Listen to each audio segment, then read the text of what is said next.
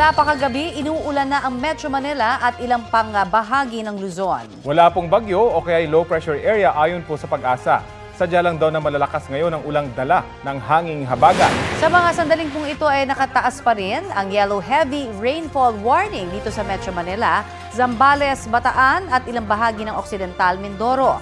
Babala po ng Pag-asa, mataas ang banta ng baha sa gitna ng pag-uulan. Isinailalim naman sa rainfall advisory ang ilan pang panig ng Palawan at Occidental Mindoro.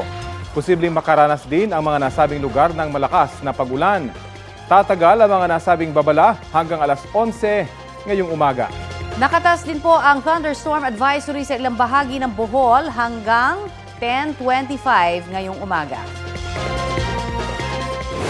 Kapuso, alamin ang maiinit na balita. Bisitahin at mag-subscribe sa GMA Integrated News sa YouTube. Sa mga kapuso abroad, samahan nyo kami sa GMA Pinoy TV at sa www.gmanews.tv.